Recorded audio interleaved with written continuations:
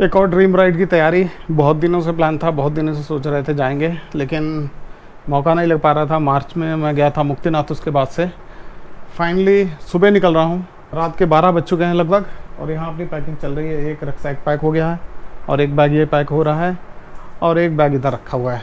वो उधर कुछ ऐसा सामान है, मैं घुमा नहीं सकता कैमरा। तो बाकी मिलते हैं सुबह।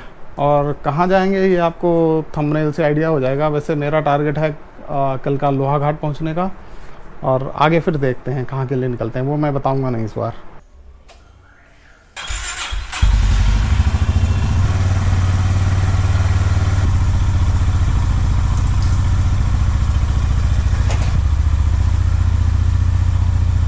कल असल में नाइट शिफ्ट थी।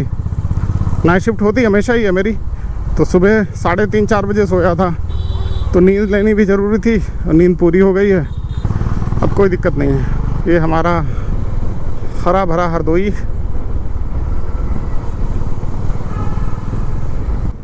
कई साल से सोच रहा था, जब से बाइक ली थी तब से, कि ये यात्रा करनी है मुझे, और आज फाइनली निकल पाया हूँ। आज का हमारा रूट रहेगा पीलीभीत, खटीमा, टनकपुर होते हुए लोहा घाट तक। पहाड़ हमें लगभग 5 घंटे बाद दिखेंगे अब से, तो मतलब मान के चलो अभी 10 बज रहा है, 9:52 टू बी प्रिसाइज। तो पहाड़ हमें दिखेंगे लगभग 3 बजे के आसपास।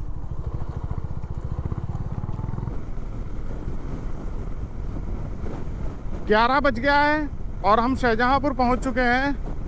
तो अभी तक हमने कोई ब्रेक नहीं लिया। शाहजहाँपुर तक हमें 1.25 घंटा लग गया। बीच बीच में ना कहीं कहीं अभी भी रोड पे कंस्ट्रक्शन चल रहा है, तो एक ही लेन में दोनों तरफ का ट्रैफिक निकाल रहे हैं। कहीं पे रोड खुद ही पड़ी हुई है, बहुत ज़्यादा नहीं, लेकिन हाँ काफ़ी जगह है, तो इसलिए थोड़ा सा स्लो आपको होना पड़ता है बीच बीच में।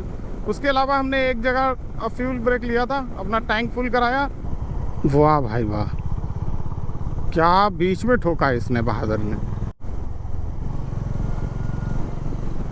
तो शाहजहाँपुर ज़िला यहाँ पे ख़त्म हो गया है। यहाँ से पीलीभीत बचा हुआ है 55 किलोमीटर। तो 1.25 घंटा मान के चल लो, क्योंकि रोड ऐसी ही है। रोड तो फिर भी ठीक है, लोग जो हैं नहीं, रोड पे बीच बीच में गड़बड़ है। टनकपुर यहाँ से है 116 किलोमीटर, मतलब टनकपुर से हमारा पहाड़ी वाला रास्ता स्टार्ट हो जाता है। टनकपुर पार करके दाहिनी तरफ को एक रास्ता कटता है, वो माता पूर्णागिरि शक्तिपीठ के लिए जाता है। बीसलपुर के बाद में रास्ता सही मिला है, इस पर आप आराम से 80 की स्पीड से चल सकते हो रिलैक्स होकर के। हालांकि अलर्ट यहाँ भी रहना बहुत ज़रूरी है। अभी टनकपुर पहुँचने का टाइम दिखा रहा है 4:51। अरे यहाँ तो लग रहा है कि बूंदाबांदी अच्छी खासी हो गई है, जो सौंधी सौंधी खुशबू भी आ रही है, और मौसम में ठंडक भी है। वाह वाह प्रभु वाह। भाई साहब, ये बरखेड़ा अजीब जगह है। यहाँ हर आदमी रॉन्ग साइड चल रहा है। हमें लगा अमेरिका में आ गए और हम ही गलत जा रहे हैं। ऐसा कई बार आपको शक होता है अपने ऊपर कि ऐसा तो नहीं आप ही गलत चल रहे हो, यहाँ का नियम कुछ अलग हो। मित्रों, ये है खटीमा रोड। ये नया रोड है मुझे लगा, क्योंकि मैं पहले इस रोड से कभी नहीं आया हूँ इधर। मैं कई बार निकला हूँ, हमेशा पीलीभीत के अंदर से गया हूँ। इस बार गूगल मैप किसी नए रास्ते से बाहर से निकाल के लाया है, लेकिन क्या रास्ता है, मज़ा आ गया एकदम। गर्मी, व्हाट इज़ गर्मी, दोपहरी, व्हाट इज़ दोपहरी। ये देखो रास्ता, हा हा। बाइक का यही आनंद है, आपको हर मौसम का आनंद मिलता है। श्री माँ पूर्णागिरि मंदिर, पूर्णागिरि शक्तिपीठ 51 शक्तिपीठ में से एक है। पीलीभीत पार कर लिया, अभी तक कोई ब्रेक नहीं लिया। हरदोई से पीलीभीत नॉन स्टॉप, एक जगह फ्यूल ब्रेक लिया था बस।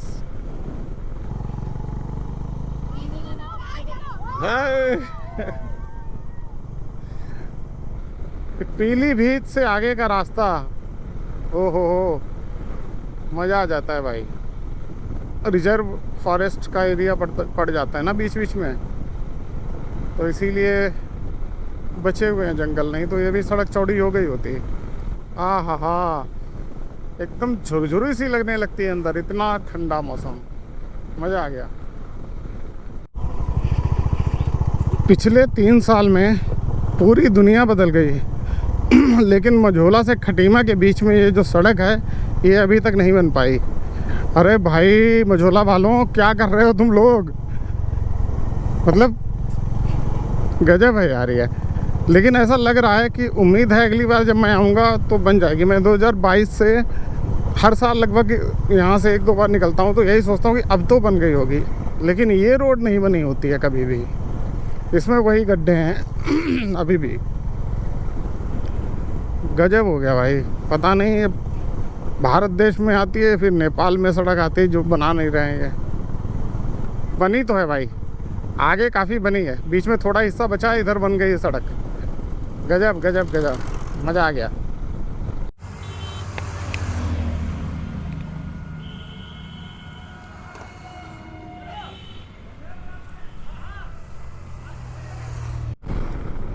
टनकपुर पहुंचने वाले हैं मित्रों, और ऐसे हाईवे पे अपनी हाईनेस चलाने का जो मज़ा है, ओ हो। हाईनेस अपने 3 साल और 20,000 किलोमीटर पूरे कर चुकी है, लेकिन जो स्मूथनेस है वो लाजवाब। अति दुर्घटना क्षेत्र, यहाँ तो विश्व के सबसे तगड़े ब्रेकर बने थे एक टाइम पे। हल्के हैं, पहले बहुत बड़े ब्रेकर हुआ करते थे, अब बहुत दूर तक चलते थे, duck duck duck duck duck duck. इतने बड़े ब्रेकर मैंने और कहीं नहीं देखे थे।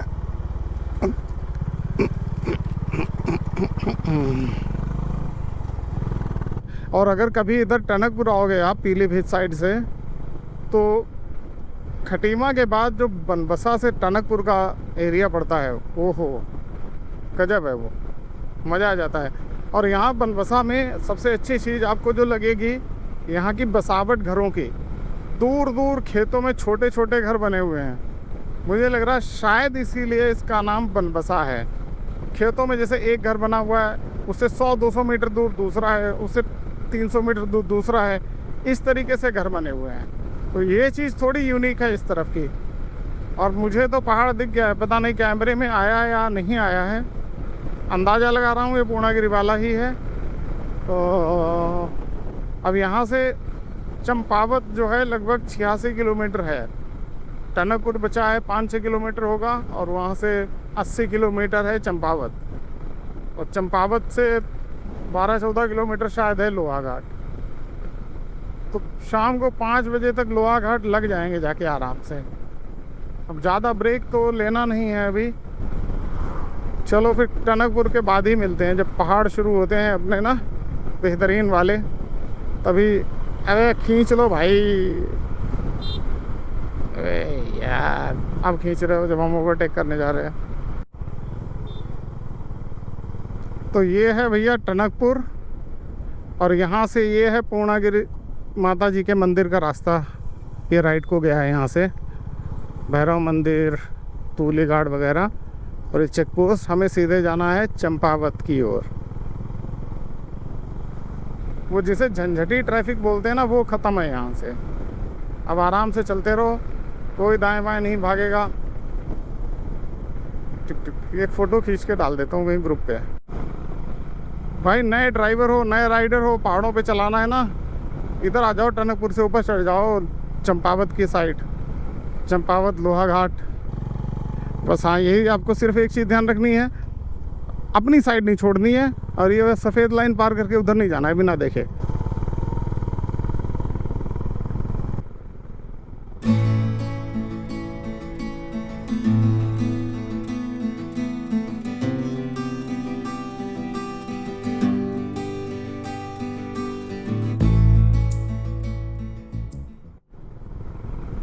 कुछ लोग पूछ रहे थे ना इसमें पावर कैसी है पहाड़ों पे। देखो तीसरे गियर में आराम से चल रही है, चढ़ाई भी है, मोमेंटम अगर है तो कोई दिक्कत नहीं है। अगर मोमेंटम टूट गया तो फिर दूसरा गियर लगाना पड़ेगा, वो अलग बात है। वैसे कोई भी कितनी भी चढ़ाई हो कोई दिक्कत नहीं, खिंचती चली जाती है। देखो अभी तीसरे गियर में आराम से चल रही है, जबकि चढ़ाई है। देखो इतनी तेज़ चढ़ाई है आगे, लेकिन जैसे ही आपको चढ़ाई दिखेगी ना, आपको हल्का सा एक्सेलेरेटर पुल मारना पड़ेगा। वो तो मतलब सीधी सी बात। अब जैसे यहाँ मोड़ आ गए, अब मुझे दूसरा लगाना पड़ेगा, अब मैं तीसरे में नहीं खींच सकता इसको। ये है, थोड़ा स्लो भी करनी पड़ती है ना, क्योंकि मोड़ तेज़ होती है तो वहाँ पे मजबूरी है। फिर तीसरा लगा लो। यहाँ पे जगहों के नाम बहुत अच्छे अच्छे हैं, जैसे ये है सूखी डांग। आगे और जगह पड़ेंगी, चलथी, अमोड़ी, पेलखेत। ये वही रास्ता है जो आदि कैलाश जाता है। यहाँ से पिथौरागढ़ होते हुए धारचूला, और धारचूला से आदि कैलाश। और इस यात्रा में मैं इतना हिंट दे देता हूँ कि धारचूला तक तो जाऊँगा और कुछ दूर आदि कैलाश वाले रास्ते पे भी जाऊँगा। बादल का डोल बन रहा है बहुत ज़्यादा। ये तो आउट ऑफ सिलेबस आ गया क्वेश्चन। लोहा घाट को लोग हल्के में ले लेते हैं, लेकिन लोहा घाट में घूमने और देखने के लिए काफ़ी अच्छी जगह हैं। सबसे पहले तो ये शांत काफ़ी इलाका है, आप देख रहे होगे जैसे रोड पे एक हॉन्टेड चर्च है, उसकी बड़ी कहानी है, बहुत सारे वीडियोस उसके हैं यूट्यूब पर। तो लोहा घाट से मुझे लग रहा 7-8 किलोमीटर 10 किलोमीटर आगे चल के यहाँ से जाओगे तो राइट साइड में एक रास्ता कटता है बट माउंट के लिए, वहाँ जा सकते हो।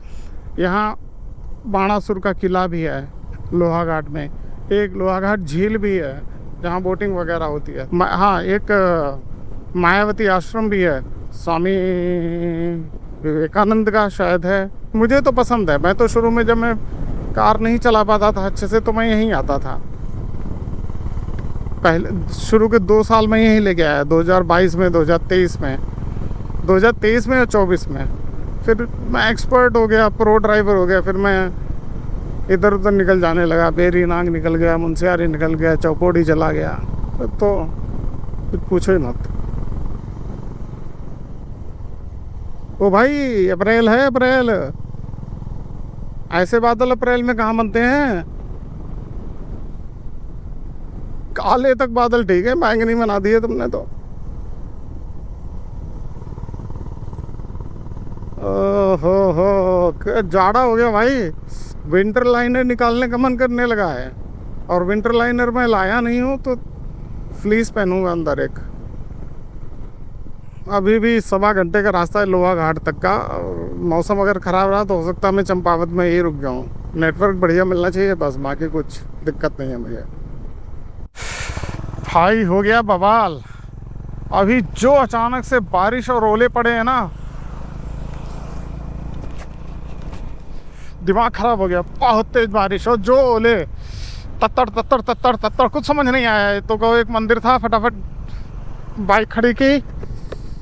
ये है हमारा रूम। कल यहाँ पे रुके थे। ये चंपावत से थोड़ा पहले ही हमें मिल गया था क्योंकि बारिश बहुत तेज़ हो रही थी। ये धौन करके पड़ता है ना, जब टनकपुर से आप चंपावत के लिए ऊपर बढ़ते हो ना आगे के लिए, तो धौन से थोड़ा सा पहले ही जो ओले और बारिश आई कि दिमाग ने काम करना बंद कर दिया। तो मैंने भी बाइक खड़ी की, मंदिर गया और वहाँ पे करीब 10 मिनट खड़े रहे, 10 या 15 मिनट। और उसके बाद वहाँ से बाहर निकले, फिर आए, जैसे थोड़ा चले फिर बारिश। तो मैं रुका नहीं क्योंकि बार बार कब तक रुकता, शाम भी हो रही थी। अब बस आधे घंटे के अंदर निकलता हूँ यहाँ से। ये रूम मुझे मिला था लगभग 1500 रुपये का, लगभग क्या पूरा 1500 रुपये का। आज लगभग हमें चलना है 260 किलोमीटर के आसपास, और जिसमें हमें टाइम लगेगा 7 से 8 घंटे मिनिमम, इतना टाइम लगेगा अगर लगातार चलते रहे तो, नहीं तो थोड़ा ज़्यादा भी लग सकता है। तो रास्ता अभी मेरा यहाँ से हमारा रूट रहेगा वो मैं बता देता हूँ। यहाँ से अभी चंपावत से मैं थोड़ा पहले हूँ। यहाँ से लोहाघाट, लोहाघाट से पिथौरागढ़, पिथौरागढ़ से धारचूला, धारचूला से फिर आगे आदि कैलाश नहीं जा रहा हूँ।